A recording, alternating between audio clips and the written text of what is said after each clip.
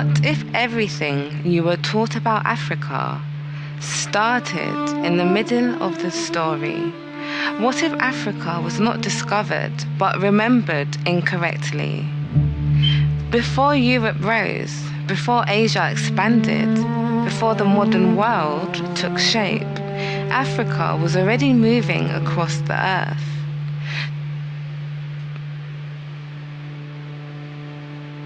Tonight on Rearview TV, we rewind history past conquest, past colonization, past erasure, to tell the story of Africa before the world rewrote it. Stay with us, because what you're about to hear changes everything.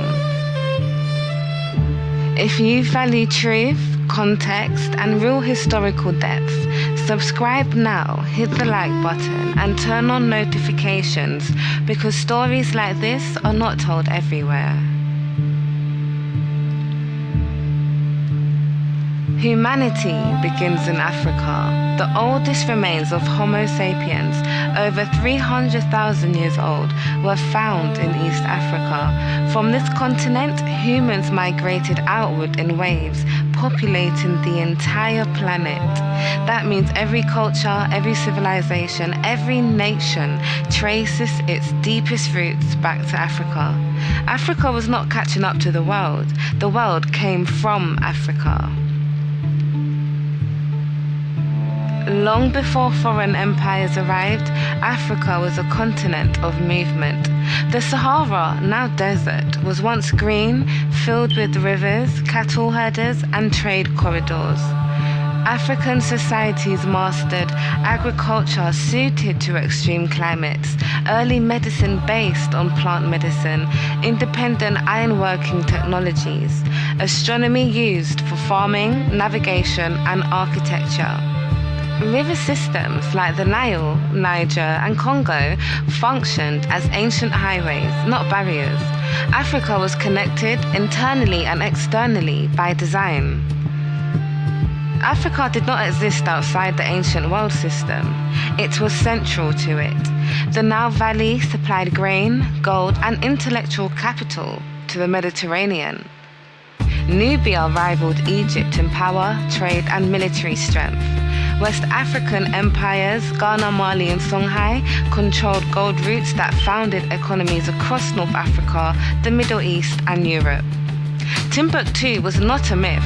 It was a university city holding thousands of manuscripts on law, mathematics, astronomy, and philosophy. Africa was producing knowledge while others were still forming states. Here is where history becomes uncomfortable and contested. African societies were not landlocked intellectually or technologically. They built ocean-capable vessels, they understood currents and seasonal winds, they navigated coastlines and open water. Some researchers suggest Africans may have reached parts of the Americas before 1492, based on ocean currents, botanical evidence, and cultural parallels.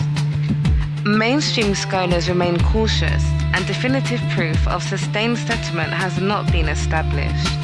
But what cannot be denied is this: Africans had the capacity to travel globally. The idea that they did not often says more about historical bias than historical fact.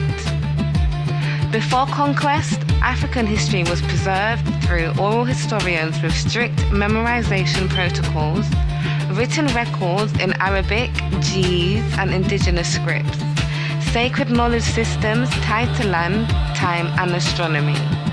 When foreign domination began, these systems were dismissed as primitive, replaced by external narratives, and in many cases destroyed or removed.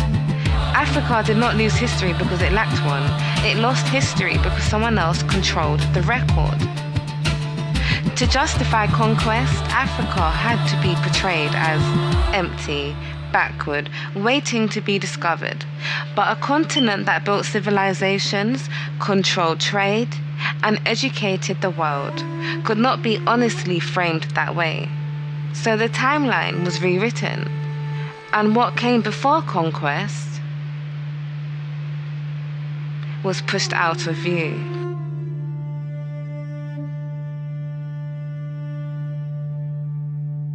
Long before the modern world drew borders, long before continents were renamed by outsiders, Africans were already moving across the earth, not wandering, not lost, but navigating with intention, memory, and knowledge passed down through generations.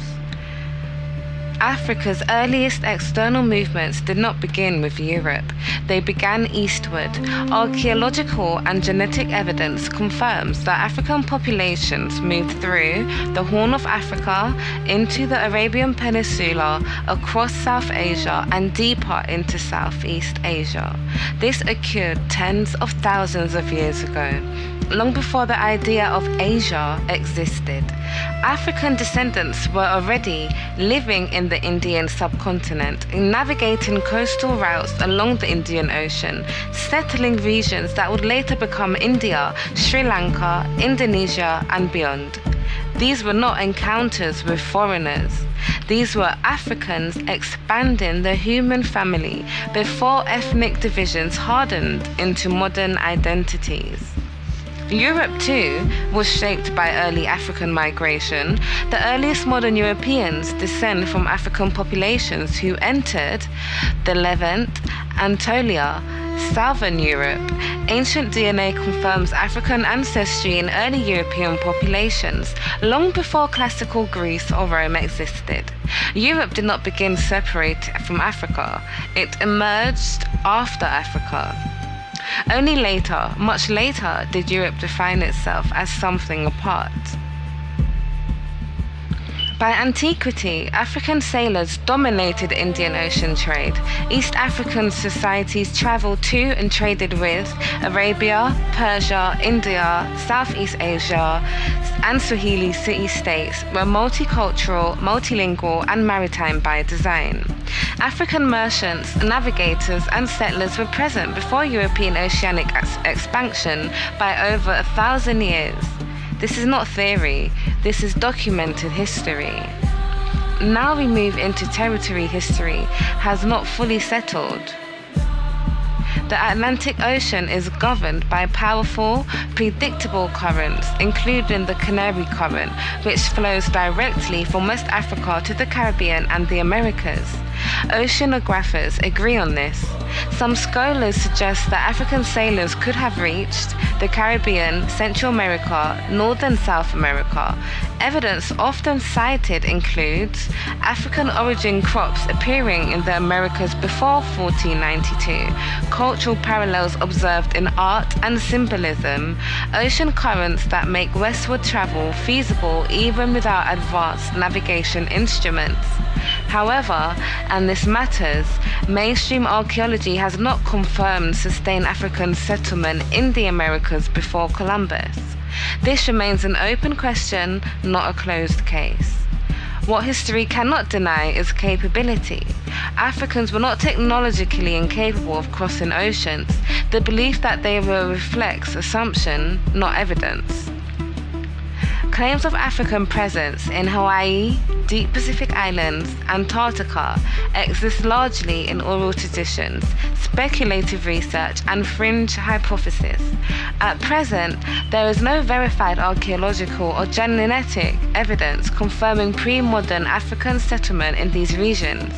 These claims remain unproven and controversial. Responsible history does not dismiss such ideas outright, but it does present them as an established fact. What is true? Africans reached and mastered environments many once claimed they could not even: deserts, dense forests, and open seas. The limits imposed on African movement often came from modern imagination, not ancient reality. The deepest secret is not that Africans were everywhere. The secret is this: Africans were human before humanity was divided. When Africans traveled tens of thousands of years ago, they were not meeting Asians or Europeans. Those identities did not yet exist. They were expanding humanity itself. Later, when populations separated, evolved, and redefined themselves, history retroactively turned early Africans into outsiders in lands their descendants helped populate.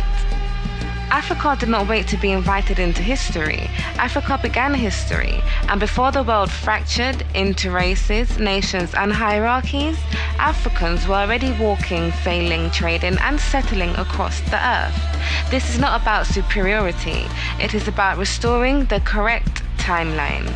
Before labels, before borders, before the world learned to divide itself, there were Africans, and they were already everywhere humanity would one day call home.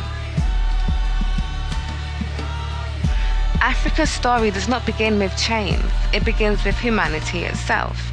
To look back through the rear view is to see what was deliberately left behind. This is Rearview TV, and this is history before it was edited. If this episode expanded your understanding, like this video, subscribe to the channel and share it, because the algorithm only pushes what people engage with. More stories are coming, and the past still has a lot to say.